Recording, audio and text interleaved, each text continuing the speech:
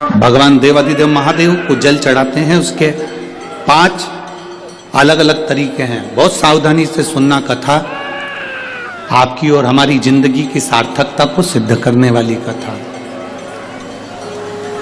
आज पंजाब की इस पवित्र भूमि पर अगर यह प्रसंग निकला है तो इसको आप अगर सुनेंगे तो आपका जीवन सार्थक होगा। शिव जी को 5 तरह से जल चढ़ाने का तरीका है।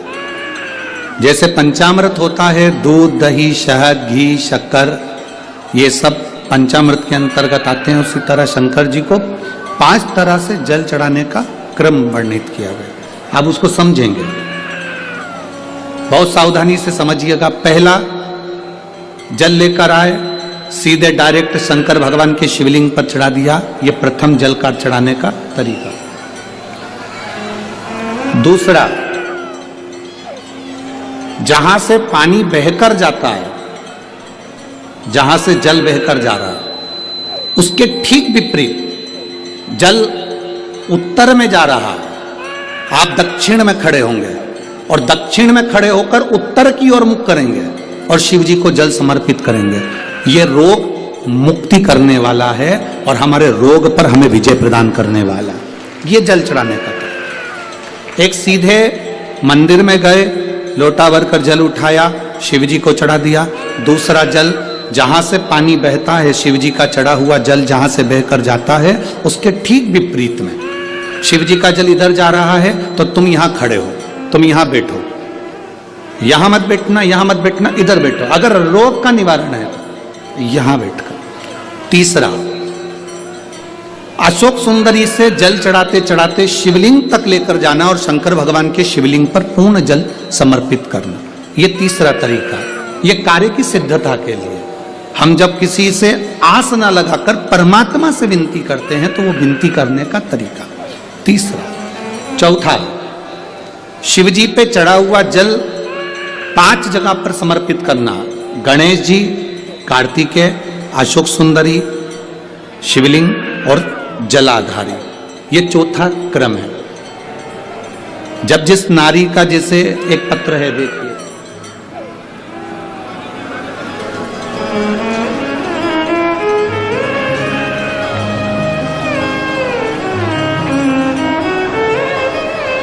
मेरा नाम मोनिका है, मेरे पति का नाम संजय सिंह है।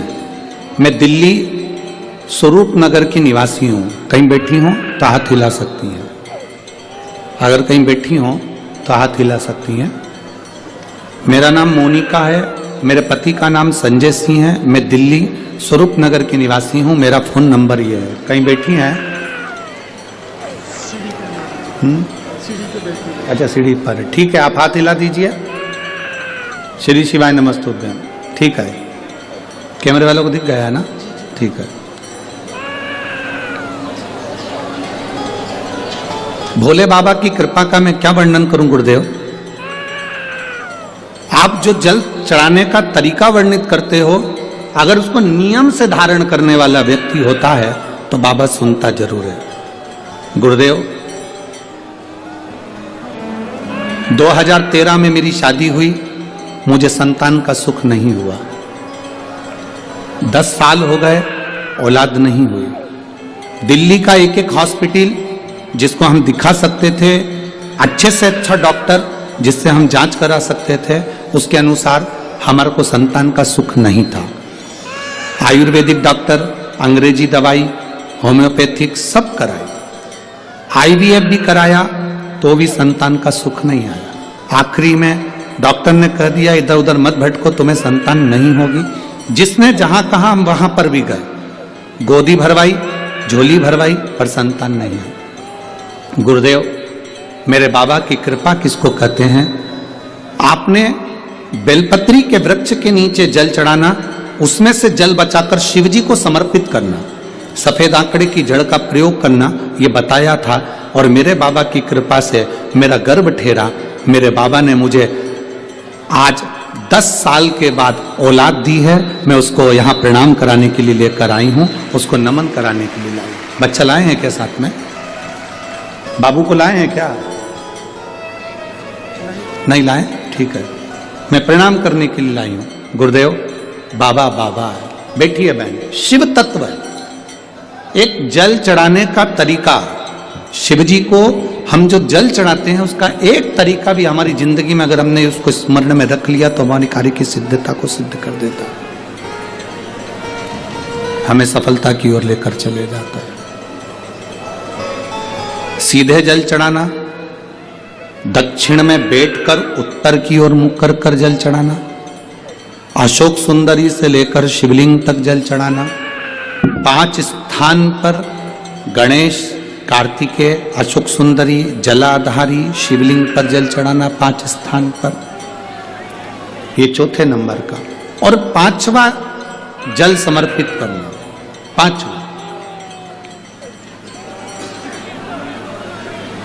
नंबर का जल।